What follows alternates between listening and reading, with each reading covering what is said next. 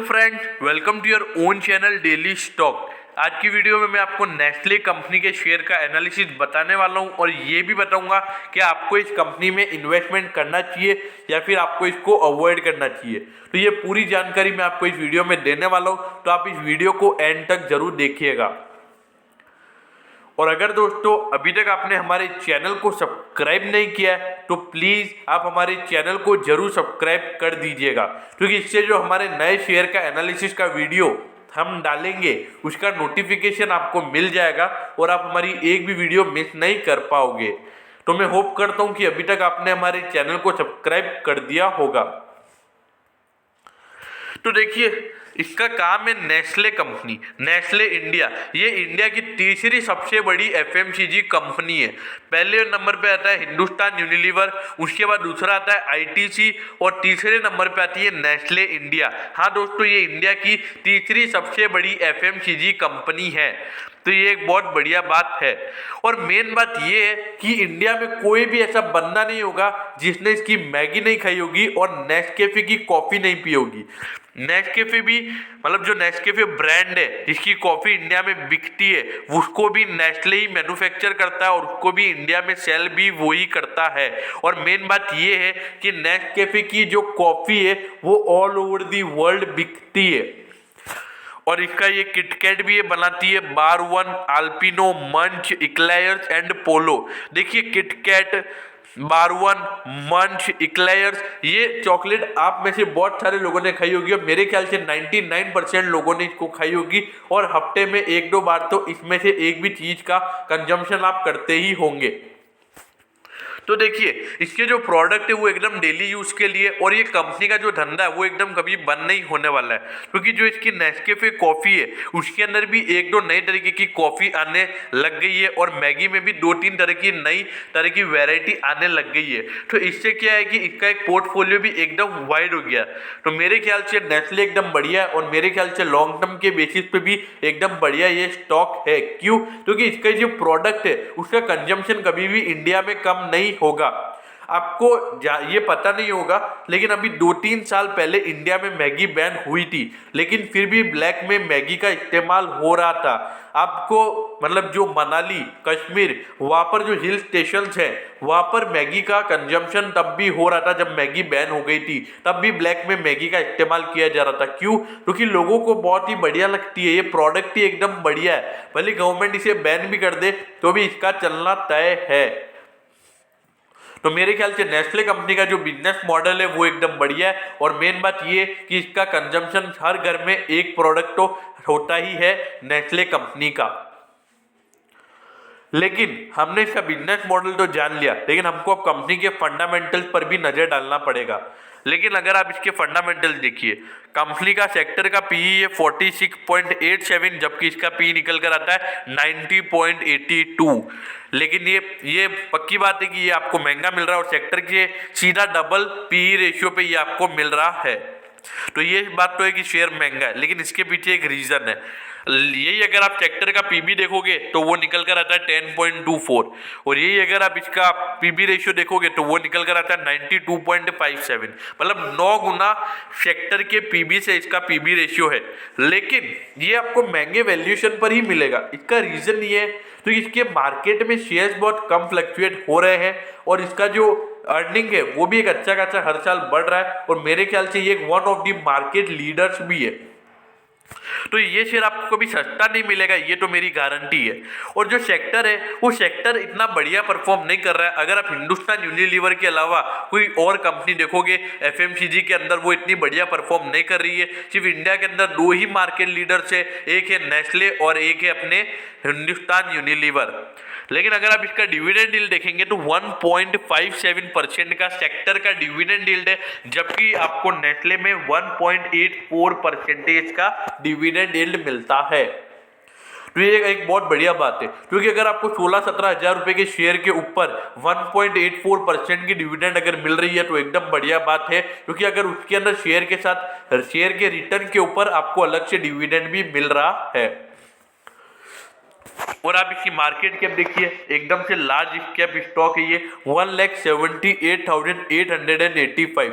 और अभी तो इसका पोर्टफोलियो भी बढ़ता जा रहा है। ये मतलब जो प्रोडक्ट बेच रही है उसमें और वैरायटी ये कंपनी ला रही है, और टाइम से टाइम ये 2-3 प्रोडक्ट हर साल नए लॉन्च करती है। तो मेरे ख्याल से आने वाले 4-5 साल में इसकी मार्केट कैप आपको आराम से 5 लाख होती हुई नजर आएगी, सॉरी 5 लाख करोड़।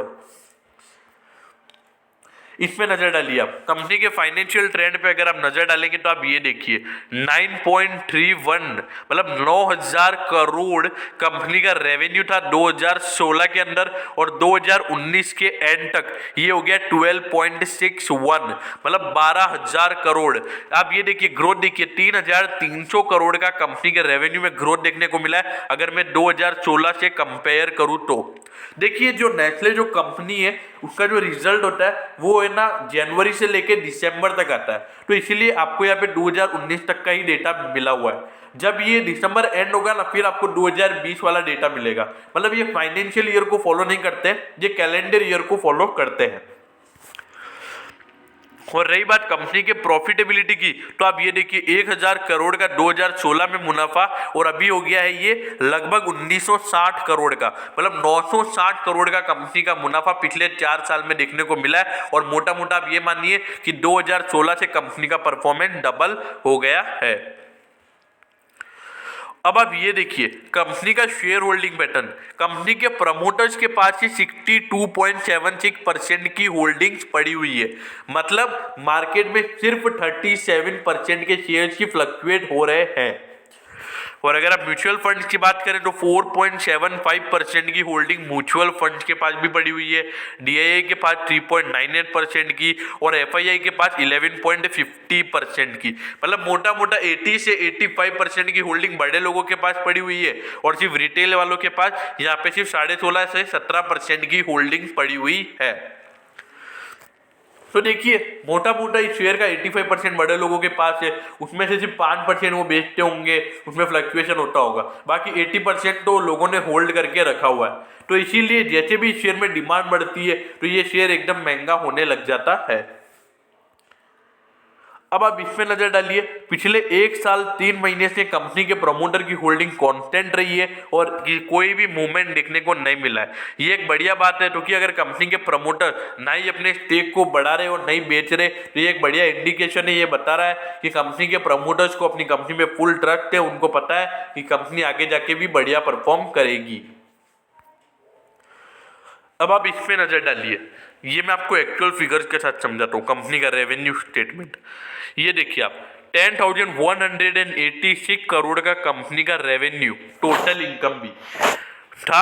फिर उसके बाद यहाँ पे आप देखिए 11,551 मतलब लगभग 1,400 करोड़ कंपनी का रेवेन्यू बढ़ गया। तो ये एक बहुत बढ़िया बात है। अगर परसेंटेज वाइज बोलूँ तो 14% का ईयर ऑन ईयर ग्रोथ देखने को मिला।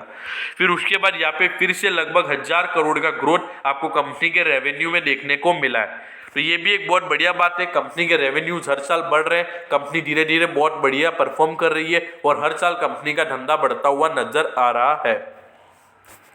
अब अगर आप कंपनी के नेट प्रॉफिट की बात करें तो 1,225 करोड़ का मुनाफा कंपनी का 2017 में था, वो बढ़कर मोटा मोटा 400 करोड़ बढ़कर 1,606 करोड़ हो गया। और इस बार फिर से लगभग 350 करोड़ कंपनी का मुनाफा बढ़ गया है। टू बी एग्जैक्ट 1969 करोड़ का कंपनी का मुनाफा है।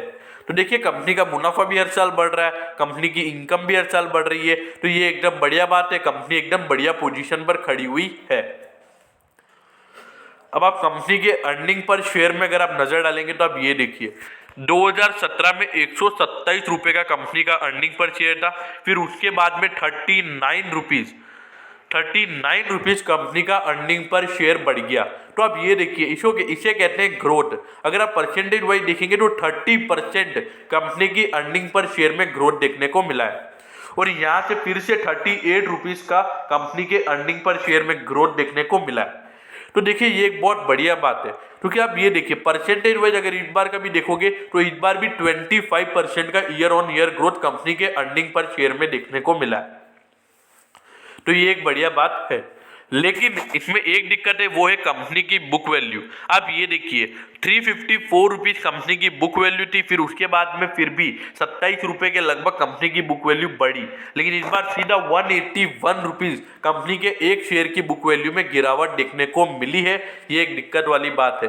ये संकेत दे रहा है कि कंपनी की लाइबिलिटीज में इंक्रीमेंट हुआ है और कंपनी के एसेट्स में डिक्रीमेंट हुआ है, या फिर कंपनी के एसेट उतने ही रह गए लेकिन लाइबिलिटीज बहुत ज्यादा बढ़ गई है।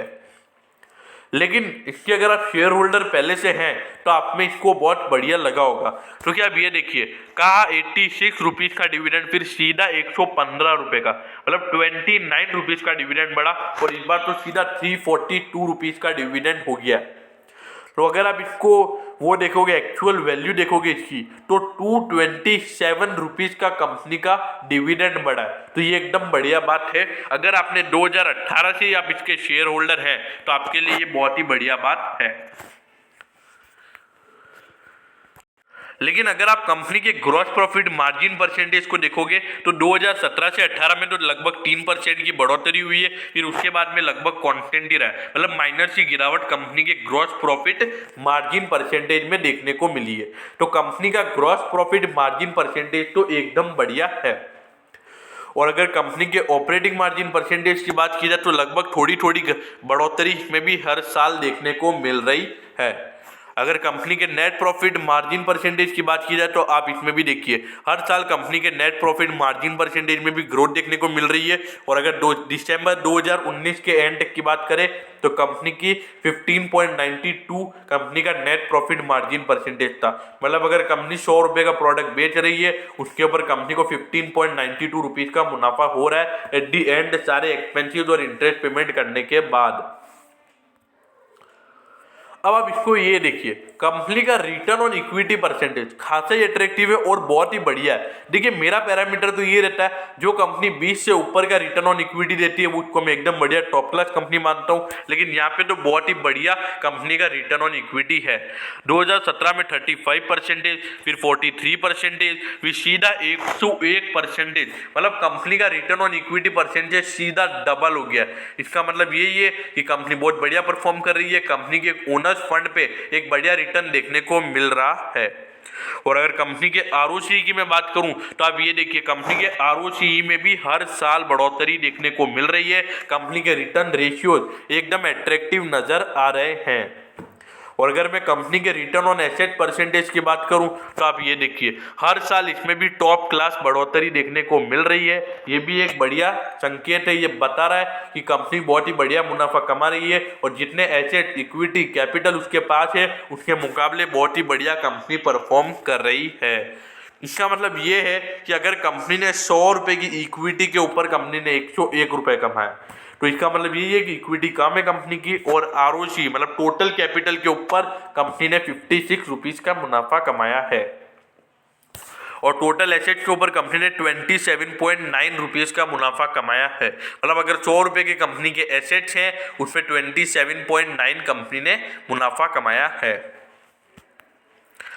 अब आप ये देखिए कंपनी का करंट रेशियो, देखिए कंपनी का रेशियो वैसे तो 2017 से 18 में गिरा, फिर 18 से 19 में भी कंपनी का करंट रेशियो गिरा है, लेकिन कंपनी का करंट रेशियो 1 से ऊपर है। तो ये बढ़िया बात है, ये बता रहा है कि फिलहाल भले ही कंपनी का करंट रेशियो गिर रहा है लेकिन कंपनी की लिक्विडिटी पोजीशन अभी भी एकदम बढ़िया है, और जब तक ये 1 से ऊपर है जब तक कंपनी को कोई भी दिक्कत नहीं होगी अपनी करंट लाइबिलिटीज को पे करने में। और अगर कंपनी के क्विक रेशियो की मैं बात करूं तो 17-18 में तो कांस्टेंट था, उसके बाद जरूर गिर गया, लेकिन ये भी 1 से ऊपर है। तो जब तक ये 1 से ऊपर है तो इसमें भी मेरे को कोई दिक्कत वाली बात नहीं है। अब आप इस पे नजर डालिए कंपनी का debt to equity ratio. Main बात ये है कंपनी का डेट तो है लेकिन कंपनी बिल्कुल ही मतलब नी के बराबर कंपनी का डेट है। एक तरीके से आप ये कह सकते हो कि कंपनी डेट फ्री ही है।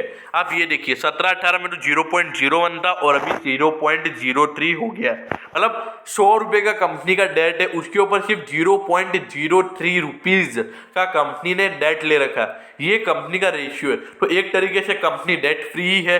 ये बहुत बढ़िया बात है कंपनी के नजरिए से, क्योंकि यही एक बात है।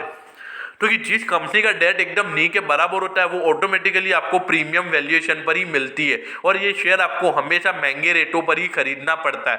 और मेन बात ये कंटिन्यूसली इसकी अर्निंग बढ़ती चली जा रही है और जिस तरीके से इसमें ग्रोथ देखने को मिल रहा है तो ये कंपनी के लिए सब पॉजिटिव इंडिकेशन है। और आप ये देखिए कंपनी का इंटरेस्ट कवरेज रेशियो जो भी हर साल बढ़ रहा है, ये बता रहा है कि कंपनी के इंटरेस्ट पे करने की क्षमता में भी हर साल बढ़ोतरी देखने को मिल रही है। तो देखिए कंपनी बहुत ही बढ़िया परफॉर्मिंग लग रही है और मेन बात ये है कि ये एक मार्केट लीडर्स में से एक है और जो मार्केट लीडर होता है वो आपको सेक्टर के मुकाबले हमेशा महंगा मिलेगा और जिसका डेट एकदम नी के बराबर होता है वो तो आपको हमेशा ही महंगा मिलेगा। आप देखिए हिंदुस्तान यूनिलीवर को भी देख लीजिए, हिंदुस्तान यूनिलीवर भी आपको महंगा ही मिलेगा। तो ये ऐसे दोनों स्टॉक्स है जो आपको हमेशा महंगे रेटों पर ही खरीदने पड़ेंगे और सेक्टर के मुकाबले वो आपको हमेशा महंगे ही मिलेंगे क्योंकि इनका एक मार्केट क्राइटेरिया ही ऐसा है, इनका जो मार्केट शेयर है वो इसको हमेशा महंगा ही बना देते हैं। ऐसे शेयरों को कोई भी अपने पोर्टफोलियो से नहीं हटाना चाहेगा। आप ये देखिए कंपनी का शेयर 18,550 रुपए के लगभग कंपनी के शेयर का भाव चल रहा है और आज ही लगभग इसमें 2% की बढ़ोतरी देखने को मिली है। और अगर मैं प्राइस की बात करूं तो लगभग 360 रुपए कंपनी का शेयर आज ही बढ़ा है। आप ये देखिए कंपनी का ऑल टाइम हाई है 18,734.84। अगर मैं 5 साल के लो की बात करूं तो 4,905 है और रिटर्न्स की अगर मैं बात करूं पिछले 5 साल की तो कंपनी के शेयर ने लगभग 230% के रिटर्न्स दिए हैं। और मतलब अगर आपने इसमें 1 लाख रुपए डाले हैं तो वो 3,30,000 रुपए हो गए हैं। देखिए नेस्ले इंडिया एकदम बढ़िया स्टॉक है और मेरे को नहीं लगता कि ये इतना मतलब ज़्यादा गिरावट इसमें आपको देखने को मिलेगी, लेकिन अभी शेयर महंगा है, इसमें कोई भी दो राय वाली बात नहीं है। तो अगर आप इस शेयर में लॉन्ग टर्म इन्वेस्टमेंट करना चाहते हैं तो ये एकदम करेक्ट प्राइस नहीं है। अगर आपको इसमें इन्वेस्टमेंट करना है तो लगभग 17,500 के प्राइस लेवल तक आपको इसमें वेट करना पड़ेगा, वरना आप इसको छोड़ सकते हैं। देखिए 17,500 पे इसको फर्स्ट बाय कीजिए। और मेन बात यह है कि अगर आपने स्टॉक को बाय कर रखा है मतलब 15,000 14,000 किसी भी प्राइस पे अगर आपने शेयर को बाय कर रखा है तो आप इस शेयर को मत छोड़िए क्योंकि ये एक one of the market leaders है और एफएमसीजी स्टॉक्स आपको हमेशा महंगे ही मिलेंगे और आपको हमेशा महंगे ही खरीदने पड़ेंगे क्योंकि इसका रीजन ही यही है क्योंकि ये प्रोडक्ट ही ऐसे देते हैं जिसको यूज हर घर के अंदर होता है। तो आप ये देखिए और मेन बात ये इस कंपनी के product all over the world use किए जाते हैं। ऐसा नहीं कि सिर्फ इंडिया के अंदर ही इसका मेन कारोबार है, इसका ऑल ओवर दी वर्ल्ड में भी इसका कारोबार है। मेरे ख्याल से ये एक मार्केट लीडर वाला स्टॉक आपके पोर्टफोलियो में होना चाहिए और अगर ये 17,500 के लेवल पे आता है तो आपको इस शेयर में निवेश करना बनता है। और देखिए अगर आपके पास कैपिटल नहीं है इतनी तो आप इस शेयर को छोड़ सकते हैं, आप किसी और स्टॉक में निवेश कर सकते हैं। देखिए हिंदुस्तान यूनिलीवर भी एकदम बढ़िया स्टॉक है, वो भी लगभग 2500 या 2300 के लगभग का वो स्टॉक है, तो आप उसमें भी निवेश कर सकते हैं। आईटीसी भी एकदम बढ़िया स्टॉक है, अगर आपके पास और भी कम कैपिटल है तो आप आईटीसी में निवेश कर सकते हैं। तो ये तीन एक मार्केट लीडर्स हैं, ये तीनों का मेन बहुत बढ़िया कारोबार चलता है इंडिया के अंदर और ये तीनों एफएमजीसी स्टॉक में अगर आप निवेश करना चाहते हैं तो इन तीनों में से एक स्टॉक को आप अपने पोर्टफोलियो के अंदर ले सकते हैं। और देखिए आज मार्केट में वापस रिकवरी देखने को मिल गई थी। तो देखिए अभी आप कोई भी लॉन्ग टर्म पोजीशन मत लीजिए, एक बारी को मार्केट को कम से कम 13,000 से नीचे मार्केट आना चाहिए, फिर आपको लॉन्ग टर्म पोजीशन लेनी चाहिए। बाकी अभी के लिए आप शॉर्ट टर्म इन्वेस्टमेंट करते रहिए और टाइमली अपने प्रॉफिट को बुक करते रहिए। मैं आपको अभी कोई भी लॉन्ग टर्म इन्वेस्टमेंट के लिए शेयर नहीं सजेस्ट करूंगा, अगर किसी में वैल्यू नजर आएगी तो उसमें मैं भले ही सजेस्ट कर लूंगा। देखिए अगर मार्केट 13,000 के लेवल तक आता है तो नेस्ले इंडिया भी आपको आराम से 17,500 के भाव में मिल जाएगा। तो मैं होप करता हूं कि आपको नेस्ले इंडिया का शेयर एनालिसिस एकदम बढ़िया लगा होगा और अगर आपको नेस्ले इंडिया का शेयर एनालिसिस समझ में आया हो और आपको वीडियो अच्छी लगी हो तो आप कमेंट सेक्शन में बताइएगा कि हाँ आपको वीडियो अच्छी लगी है। और अगर आपको कोई और आपका कोई फेवरेट स्टॉक हो उसके रिगार्डिंग आपको एनालिसिस चाहिए तो आप उसके रिगार्डिंग भी कमेंट कर सकते हैं, मैं उसके लिए भी वीडियो लेकर आ जाऊँगा। और वीडियो अच्छी लगी हो तो आप प्लीज़ वीडियो को लाइक करना मत भूलिएगा और अपने दोस्तों के साथ शेयर भी कीजिएगा। Okay, thank you.